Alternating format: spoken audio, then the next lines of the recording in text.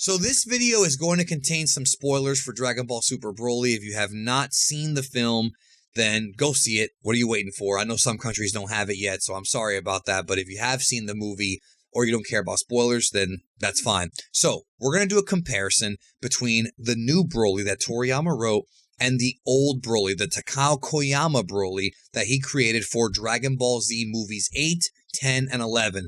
Of course, the first one's the first Broly movie, Second Coming, and of course the Bio Broly film. And we're going to compare that to what Toriyama did with the character in the new movie, which is kind of similar to what we did a few weeks ago with Bardock. We talked about comparing the Bardock special to the movie Bardock. So joining me on this video, back on the channel once again, because he saw the movie with me in LA, MJ is here to discuss old versus new Broly. What's up, man? I'm glad to be back on the channel once again. And you're doing the whole Brock Lesnar gimmick right now, right? Eat, sleep, record, repeat. That's what you're doing right now?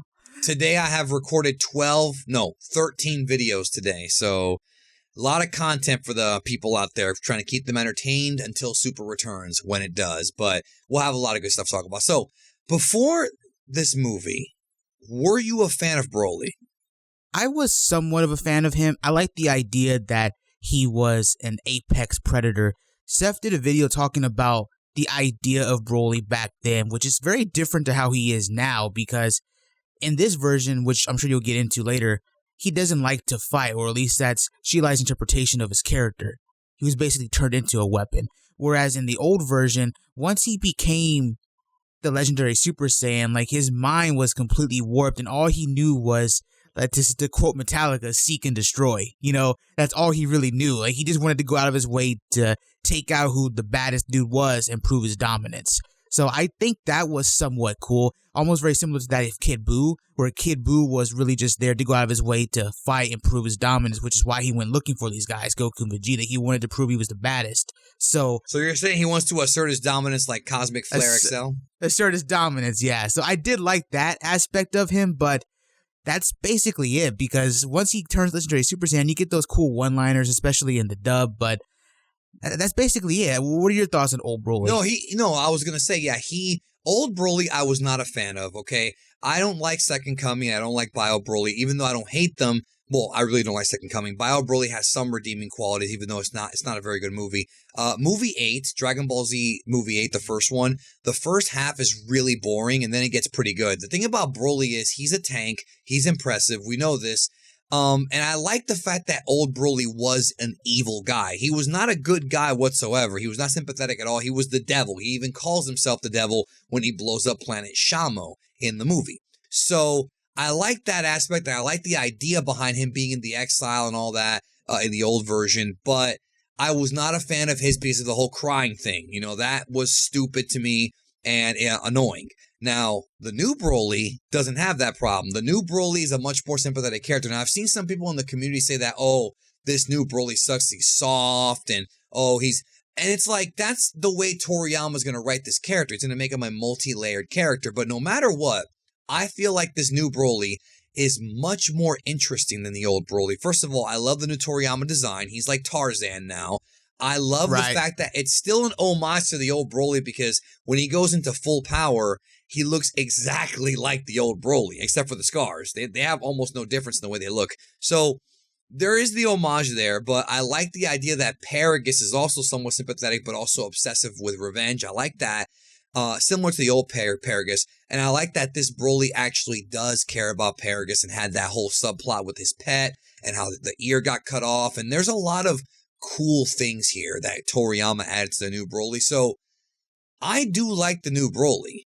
And I like the fact that the new Broly, is a multi-layered character, but the old Broly didn't have the kind of power the new Broly had. Yes, he was very powerful, but this new Broly jumped so many levels in like 20 minutes or however long the fight was. Old Broly couldn't even do that.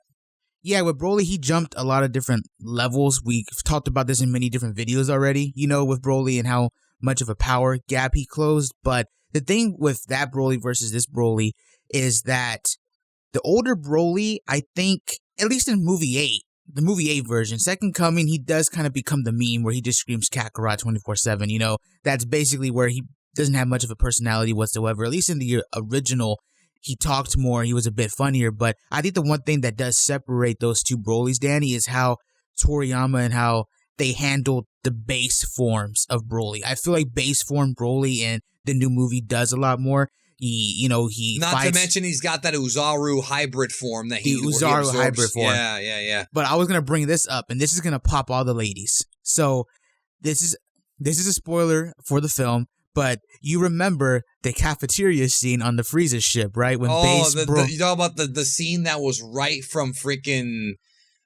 Star Wars, the cantina scene. I love that scene, dude. I love that scene, and that's Base Broly. So Base Broly does some things in this film that make me go, okay, yeah, this is a pretty cool character, because if you remember in the original, Base Broly didn't do much or even say much, So I do like the idea that in their base forms, they're completely different characters in that sense. I guess they're still technically both soft, but obviously one does more and one talks more. So I take you with that. I think that's a very cool, distinctive difference between those two versions of Broly, but that's just me.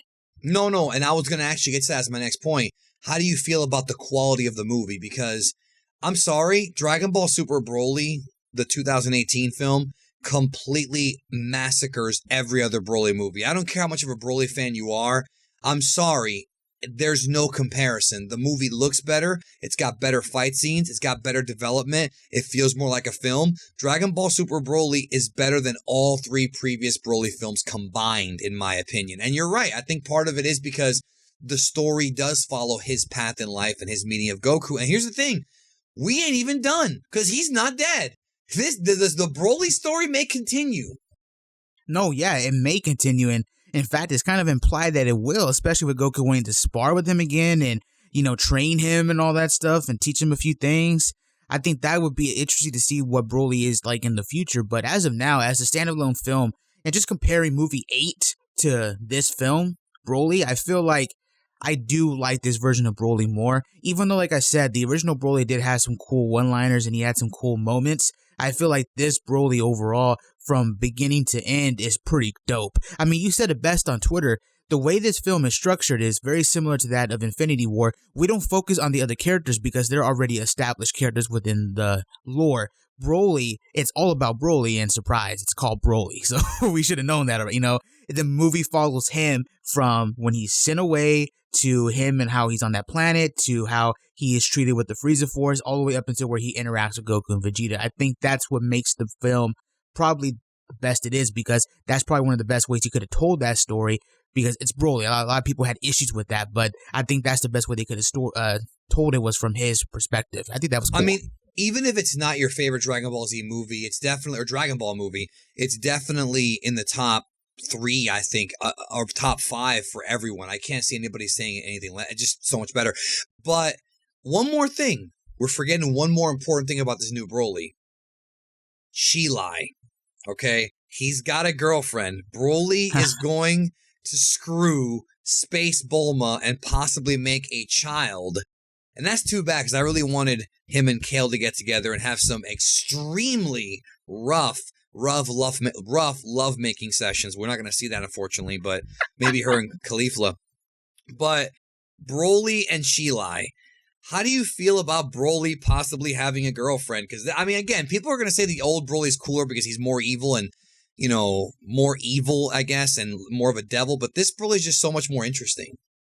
Yeah, there's definitely more layers to this Broly, and obviously we see them interact throughout the film, and you can kind of tell they're developing a relationship to the point to where she goes out of her way to save this guy towards the end, and then we see them living on planet Vampa together. So I think that's going to be interesting to see where they go from that, because if Broly and her do make love, and if they do have a kid, I can't even imagine what that kid would be like, because she showed off a lot of spunk. So combine that spunk and courage. He's going to give her the spunk, bro. He's going to give her the spunk.